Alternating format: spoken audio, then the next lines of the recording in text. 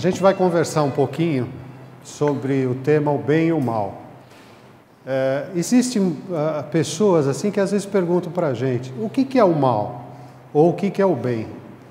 E a doutrina, ela explica com bastante detalhe essas duas condições da vida da gente. Então, antes de começar propriamente a palestra, eu vou falar um pouquinho do que a gente lembra da infância quando se define para nós o bem e o mal. Porque por desenhos, por seriados, a gente é bombardeado, né? O que é o bem, o que é o mal. Então vamos lá, tentar lembrar um pouquinho do que é. O Tom e o Jerry, né? Que todo mundo fala que o gatinho, que é o Tom, é o ruim e o ratinho é o bom. Mas na realidade, na vida real, né? Se a gente vê um rato na rua, a maioria se assusta e quer passar longe. E o gatinho não, né? O gatinho tem um monte de gente que tem gato em casa. O Zorro, você está vendo que eu estou indo um pouco para trás, né? Bem lá atrás, assim, bem saudosista. E o Sargento Garcia, que não era de todo mal, né? O Sargento Garcia, era até bonzinho demais. O He-Man e o Esqueleto. Também, as crianças eram bombardeadas com a ideia de bem ou do mal. O Gasparzinho, que apesar de ser um fantasminha, né? Todo mundo gostava dele. E eu não sei se eram primos, irmãos dele, que eram os ruinzinhos da história. Os irmãos Metralha e o tio Patinhas. O Anjinho e com toda a sua elegância o Diabinho ali, né? De terno, bem... Aqui é só uma ilustração dos mentores espirituais e dos obsessores, que na realidade não é dessa forma que eles aparecem, tá? Só para ilustrar. Então agora a gente vai entrar propriamente no que a doutrina fala sobre o bem e o mal. Então a primeira pergunta, como se pode distinguir o bem e o mal? A pergunta 630 do Livro dos Espíritos. O bem é tudo o que é de conforme a lei de Deus, e o mal é tudo o que dela se afasta. Assim, fazer o bem é conformar-se à lei de Deus, fazer o mal é infringi-la. Ainda fica um pouco estranho, né? Definir o que é o bem e o que é o mal. Apesar que, se a gente pensar no seguinte, seguir os ensinamentos de Deus, a gente vai estar sempre fazendo o bem. Tem meios, homens, de distinguir por si mesmo o que é bem do que é o mal? Sim, quando crê em Deus e o quer saber. Deus lhe deu a inteligência para distinguir um do outro. Então, aqui já serve como base para a gente que nós temos já em nossa memória o que é o bem e o que é o mal, o que é o certo, o que é o errado. Estando sujeito ao erro, não pode um homem enganar-se na apreciação do bem e do mal e crer que pratica o bem quando em realidade pratica o mal? Aqui ele está fazendo aquela pergunta assim: muitas pessoas acham que em determinado momento tomar uma certa atitude contra alguma pessoa, ele vai estar fazendo o bem para outras, mas não é isso na realidade, tá? Se você fizer mal para uma pessoa, você vai estar fazendo mal. E aqui define bem simples. Jesus disse: vede o que querereis que vos fizesse ou não vos fizesse. Tudo se resume nisso. Não vos enganareis. Então, é bem explicado isso e é bem claro. O que eu não gostaria que fizessem para mim, eu não devo fazer para o outro. Seja uma ofensa, seja qualquer coisa que eu não queira receber, eu não posso querer fazer para o outro. E as pessoas, às vezes, elas acham que elas podem fazer o mal mas não querem receber o mal. Elas podem, vou dar um exemplo aqui, bobo, elas podem fazer uma calúnia contra alguém, uma difamação, principalmente hoje com os meios sociais, que isso se propaga numa velocidade imensa. Ela calunia alguém, ela fala mal de alguém e deixa isso correr solto. Só que se alguém fizer o contrário, essa pessoa fica muito magoada, chateada. Então tem que pensar dessa forma. E hoje em dia, voltando para as redes sociais, com a velocidade que a rede social trabalha, qualquer coisa que você falar, ela vai se propagar numa velocidade muito grande. Essa regra do bem e do mal, que se poderia chamar de reciprocidade ou de solidariedade, é inaplicável ao proceder pessoal do homem para consigo mesmo? Achará ele na lei natural a regra desse proceder é um guia seguro? Então aqui já começa a explicação. Quando você come demais, quando você exagera demais na comida, por exemplo, uma feijoada, que você vai lá e exagera na feijoada, você já sabe que você vai passar mal, né? Você vai ter dificuldade de digestão, se você comer à noite, você vai ter dificuldade para dormir. Então você já tem noção disso. Pois bem, é Deus que vos dá a medida daquilo de que necessitais.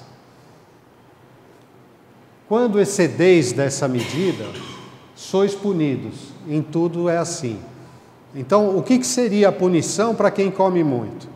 Ter dificuldade de digestão, não conseguir dormir, passar mal, ter que tomar remédio, uma série de coisas. A mesma coisa acontece com o bem e com o mal que se pratica.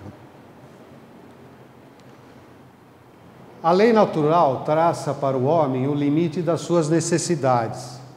Se ele ultrapassa esse limite, é punido pelo sofrimento.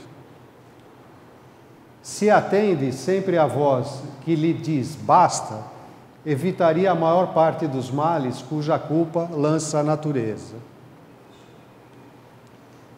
Antes de entrar nesta pergunta, mas fazer alguns comentários, e eu queria dar alguns exemplos, por exemplo, de fazer o bem.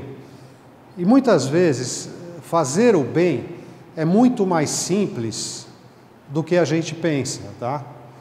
E eu vou citar um exemplo de um fato que aconteceu. Eu moro no 15º andar, num prédio, e tinha o pessoal pintando o prédio do lado de fora. E quando eles vão fazer esse tipo de trabalho, eles descem por uma cordinha, né? Pendurado lá e pintando. E desce um do lado do outro.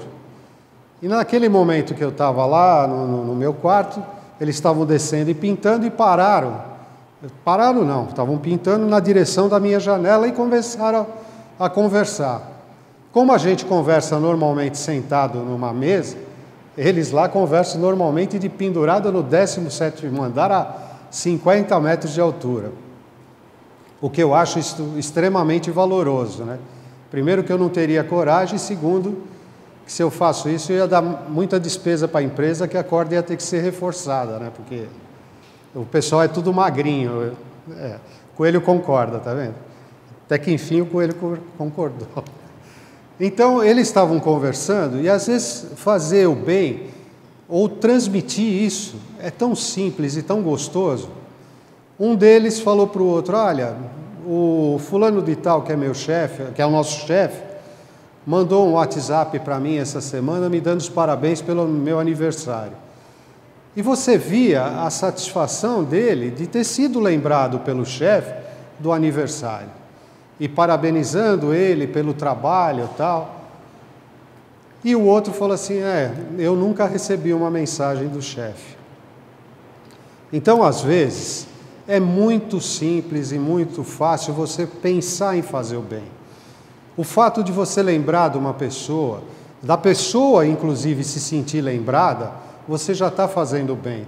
Você já está transmitindo para ela que ela é uma pessoa querida, de repente, que ela é uma pessoa até importante para vocês. E hoje, também, com o mundo que a gente vive, a correria, a coisa que a gente mais esquece é de lembrar dos outros, né? Às vezes, para falar com um irmão, com uma irmã, demora 2, 3, 4 meses. Não é porque deixa de gostar, é porque o tempo acaba tomando as pessoas assim e elas acabam não tendo tempo de conversar. Mas isso é um princípio do bem, é um princípio da prática do bem. Eu vou dar um outro exemplo também, e isso acontece diariamente. Quem mora em prédio, normalmente, e entra no elevador de manhã cedo ou no final da tarde, normalmente tem 4, 5 pessoas, 3 pessoas no elevador. Se você entra e fala bom dia, nem sempre todo mundo responde. Ou, às vezes, um responde. Ou se você entrar calado e não falar nada, ninguém também lembra de falar bom dia. E isso é uma situação assim, que eu, na minha concepção, no meu modo de ver, eu acho que as pessoas tinham que começar a mudar. E começar a tratar o bom dia como um desejo realmente. Desejo de que aquela pessoa que está na nossa frente, seja lá no elevador, seja no local de trabalho, tenha realmente um bom dia. Eu estou desejando o bem dessa pessoa. Então eu passo a dar um bom dia e desejar que ela tenha um bom dia. E isso não acontece naturalmente, né?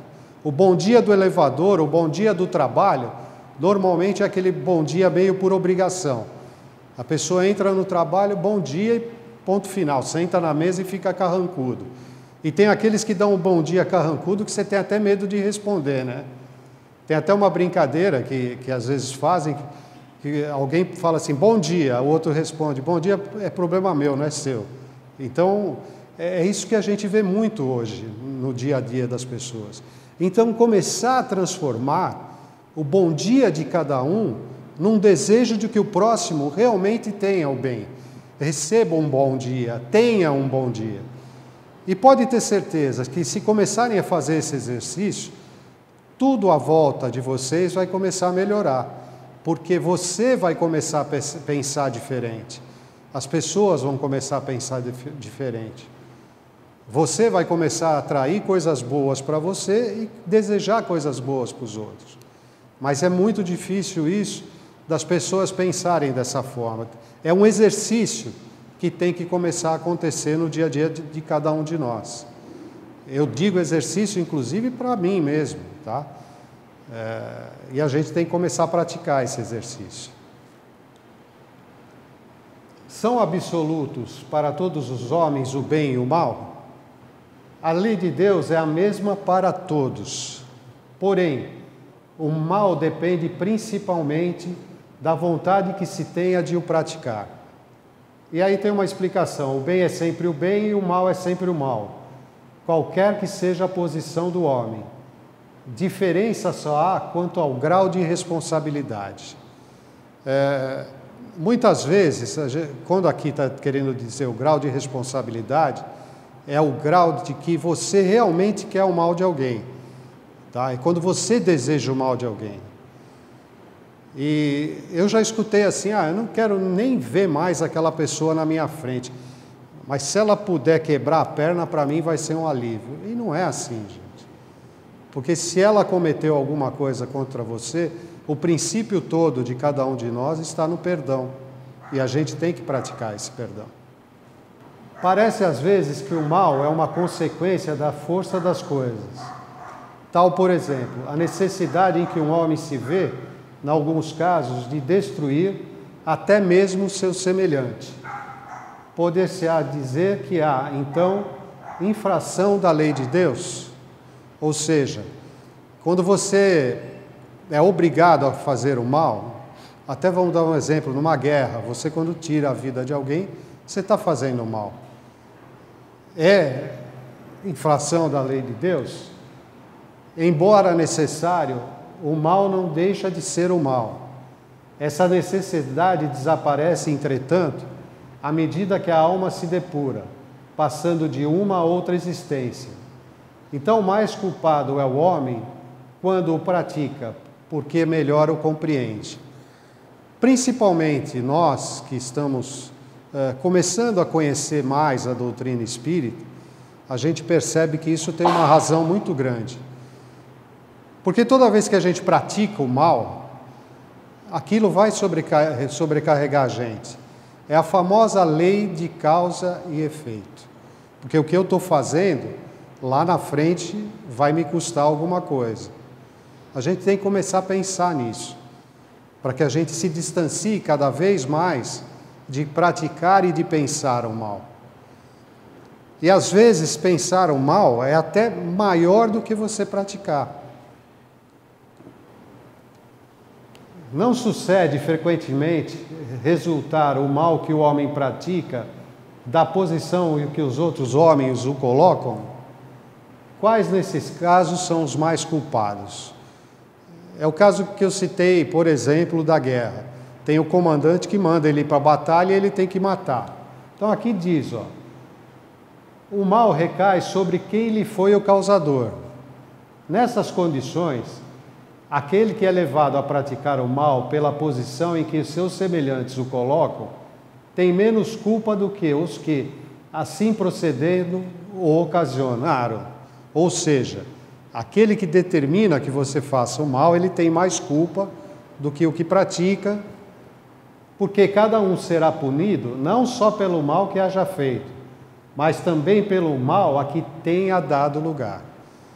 Então tem que ter consciência disso, de que não é só a prática do mal.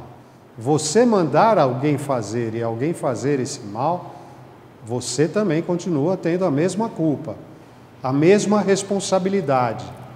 Você vai ser cobrado do mesmo jeito disso. Então, muitas vezes as pessoas, principalmente que ocupam determinados cargos, sejam políticos, sejam cargos de empresas, eles têm uma responsabilidade muito grande. E muitas vezes, pelas ordens deles, os subalternos acabam praticando mal. E esse mal que se pratica vai ser cobrado um dia. Olha aqui que importante essa pergunta, é a 641. Será tão repreensível desejar o mal quanto fazê-lo? Depende. A virtude em resistir-se voluntariamente ao mal que se deseje praticar. Sobretudo quando haja a possibilidade de satisfazer-se a esse desejo. Se apenas não o pratica por falta de ocasião, é culpado quem o deseja. Então vamos lá, vamos esmiuçar um pouquinho isso aqui. Então muitas vezes você está lá por algum problema, alguém te ofendeu ou aconteceu alguma coisa e você vai de repente e deseja o mal dessa pessoa. E nesse desejo do mal, você está lá com a tua raiva, com o teu ódio naquele momento, você está desejando. O fato de você desejar, você já é culpado. Mas você tem a chance de repente, refletir e falar, não, peraí, eu acho que ele estava de cabeça quente quando ele me falou aquilo, quando ele me fez aquilo. Eu acho que é momento de perdoar, não momento de desejar o mal. Isso, todos nós temos oportunidade. Porque muitas vezes a cólera que sobe em cada um, no momento que alguém te faz alguma coisa, é muito grande. E depois, você se acalmando, você esfriando a cabeça, você vai ver que não precisava nada daquilo. Tá? E às vezes as atitudes, quando são tomadas de cabeça quente, acabam acontecendo determinadas coisas que geram um mal muito maior. Eu até vou dar um exemplo que aconteceu aqui em São Paulo no sábado passado, no Carnaval. Houve um desentendimento num posto de gasolina e alguns jovens, pelo ímpeto ali, começaram a brigar com o pessoal do posto de gasolina. E agrediram a pessoa lá do posto de gasolina, um frentista, e ele, num momento de fúria, pegou uma arma e matou 2 rapazes. Ele cometeu um mal irreparável. Mas as pessoas têm que tomar consciência, às vezes, de tentar ter calma, de tentar ter paciência, de tentar se esquivar de problemas. E o que a gente vê hoje é muito grande, que as pessoas não querem evitar problema. Parece que querem cada vez arrumar mais. Teve um exemplo também de 2 torcidas de times de futebol brigarem numa estação de trem. Algo assim, senhoras com criança, senhoras de idade, senhores de idade, lá no meio. Então, essas pessoas, às vezes, acham que só estão brigando uma contra as outras, mas tem toda uma condição em volta e afeta e acaba fazendo mal de todas essas pessoas. E às vezes é preciso refletir sobre isso. Veja bem, eu não estou aqui culpando nem um lado nem o outro, hein? Ninguém sabe o motivo por que começou a briga, mas aconteceu e aconteceu de uma maneira que prejudicou todo mundo. E você via os desesperos de uma senhora, por exemplo, com uma criança saindo de dentro do trem. Não é que eles estão fazendo só mal um para o outro, eles estão fazendo mal para todo mundo que está em volta. Eu estou citando casos extremos, mas o mal e o bem, ele é muito extensivo, é muito grande. Para agradar a Deus e assegurar a sua posição futura, bastará que o homem não pratique o mal? Outra pergunta extremamente importante. E a gente ouve muito isso, né? Às vezes você conversa com uma pessoa de um pouco mais de idade e ela fala assim: olha, eu nunca fiz mal para ninguém. Eu estou com 80 anos, vivi minha vida sossegadinha, não fiz o mal, não prejudiquei ninguém, não fiz nada para ninguém. E essa pergunta esclarece isso. Então, voltando, para agradar a Deus e assegurar sua posição futura, bastará que o homem não pratique o mal? Não. Cumpre-lhe fazer o bem no limite de suas forças, porquanto responderá por todo o mal que haja resultado de não haver praticado o bem. Então, não é simplesmente, nós não estamos por aqui para passar a nossa vida assim, meio esquecido. A prática do bem faz parte da evolução espiritual de cada um. Então, todos nós temos a responsabilidade e temos que fazer o bem, independente do que a gente às vezes até mesmo pense. Eu vou fazer o bem para o meu filho, mas não é só para o seu filho, é para todo mundo que vive à sua volta. E até me fez lembrar, às vezes, assim, você escuta comentários de mãe falando com o filho, na hora principalmente da escola lá, que ela chega para o filho e fala assim: pô, filho, você não aprende isso daí, você parece burro. Existem maneiras de você conversar e isso é uma forma de praticar o bem. De repente você chega para o filho e fala: filho, se você prestar um pouquinho de atenção, se você estudar um pouquinho mais, você é inteligente e você vai aprender isso. Então tem maneiras às vezes de colocar. E você pode ter certeza que falando dessa forma com o seu filho, você vai acabar fazendo que a autoestima dele inclusive melhore. Agora, chamando ele de burro, você vai estar fazendo mal, você vai estar prejudicando ele. E a gente tem alguns professores aqui e a gente sabe disso, né? Que muitas vezes os pais em casa, a participação em ajudar um filho é muito pequena. É muito pelo contrário, se puder não ajudar, é o que eles fariam. Haverá quem, pela sua posição, não tenha a possibilidade de fazer o bem? Aqui também é uma outra pergunta importante, tá? E a resposta também é extremamente importante. Haverá alguém que, pela sua posição, não tenha a possibilidade de fazer o bem? A resposta dos espíritos. Que esses espíritos são os espíritos que trouxeram as respostas para Allan Kardec, do Livro dos Espíritos. Então, são respostas de espíritos superiores, tá? Não há quem não possa fazer o bem. Somente o egoísta nunca encontra ensejo de o praticar. Ou seja, só o egoísta não vai praticar o bem. Só o egoísta vai pensar em si mesmo. Tá? Basta que esteja em relação com os outros homens para que se tenha a ocasião de fazer o bem. E não há dia da existência que não ofereça a quem não se ache cego pelo egoísmo oportunidade de praticá-la. Eu acho que essa resposta aqui é muito importante. Muitas pessoas dizem, eu não consigo praticar o bem por causa disso, por causa daquilo. Criam um monte de motivos para não praticar o bem. E a resposta é tão clara aqui, todo mundo tem a possibilidade de fazer o bem, seja qual for a condição, seja qual for o momento. A prática do bem é uma coisa que está dentro de cada um e ela tem que ser praticada. E vou repetir, a prática do bem é um crescimento da evolução espiritual de cada um.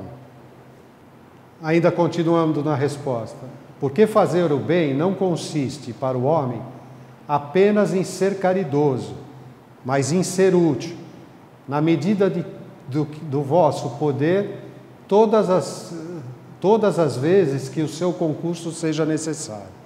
Ou seja, o homem tem a possibilidade de fazer o bem sempre que for necessário, sempre que for pedido a ele. E pode partir de espontânea vontade, tá? Estará subordinado a determinadas condições o mérito do bem que se pratique? Por outra, será de diferentes graus o mérito que resulta da prática do bem? Ou seja, depende do bem que você fizer, é o grau do seu mérito? O mérito do bem está na dificuldade em praticá-lo. Nenhum merecimento há em fazê-lo sem esforço e quando nada custe. Em melhor conta tem Deus, o pobre que divide com o outro o seu único pedaço de pão, do que o rico que apenas dá do que lhe sobra, disse o Jesus a propósito do óbolo da viúva. Então, muitas vezes a prática por aquilo que está sobrando, ela é importante, ela tem seu grau de importância, mas ela não é uma prática do bem das mais difíceis de fazer, né? A prática do bem está em você fazer a doação daquilo que é mais difícil para você. Às vezes é até o seu tempo, às vezes é o teu conselho que é importante para fazer o bem, e não somente o lado material. E aí tem uma parte que diz, estando Jesus sentado defronte do gasofilácio, a observar do modo o povo lançava ali o dinheiro, viu que muitas pessoas ricas o deitavam em abundância. Nisso veio também uma pobre viúva que apenas deitou 2 pequenas moedas do valor de 10 centavos cada uma. Chamando então os seus discípulos, disse-lhes, em verdade vos digo que esta pobre viúva deu muito mais do que todos os que antes puseram suas dádivas no gasofilácio, que todos os outros deram do que lhes abundava, ao passo que ela deu do que lhe faz falta, deu mesmo tudo o que tinha para seu sustento. Gasofilácio, só para ilustrar, na época, era onde se depositava as oferendas ali.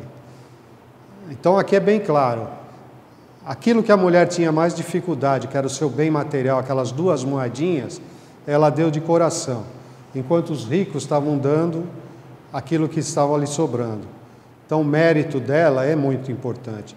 Não que o rico não tenha mérito, ele tem o mérito também, mas o dessa senhora é muito mais valioso. E aí, para a gente encerrar, e a gente já viu lá atrás, eu lembro que eu estava numa casa e tinha um dos médios, ele estava mediunizado lá, e a gente começou a conversar, e isso já faz algum tempo. E na minha dúvida ali, eu fiz questão de perguntar para ele, o que é o mal? E quando eu fiz essa pergunta, eu pensei assim, vai vir uma resposta imensa, demorada, porque ele vai me trazer uma série de exemplos, vai dizer, você fazer isso é o mal, você fazer aquilo é o mal. E a resposta foi simples, a ausência do bem. Isso está dentro do Livro dos Espíritos e isso está dentro de todas as casas espíritas. Então o mal nada mais é do que a ausência do bem. Vou só repetir, não adianta ficar lá sentadinho dentro de casa, dizendo que nunca fez mal a ninguém. Tem que se pôr no trabalho do benefício ao próximo.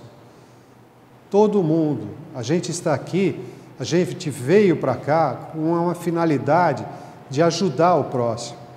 E é muito importante que a gente faça isso cada vez mais. Tem que estar presente dentro de cada um. E não simplesmente esquecer do próximo ou só lembrar daquele próximo que está ao nosso lado. Não, todos os próximos. Vou só como lembrete falar de novo. Quando de manhã acordar, entrar no elevador, dá um bom dia, como se realmente você estivesse desejando um bom dia para aquelas pessoas que estão lá. Quando chegar no seu local de trabalho, procure dar um bom dia para todos aqueles que trabalham com vocês, para todos que estão ao seu lado. Mas não é simplesmente falar o bom dia, é desejar. Aí você já está começando a praticar o bem. É uma prática simples e fácil, mas que saia isso de dentro de cada um como realmente um desejo, que todos tenham um bom dia. E eu queria agradecer a todo mundo pela atenção, dar um bom carnaval para todo mundo, e que todos possam estar aqui com a gente na semana que vem. Obrigado.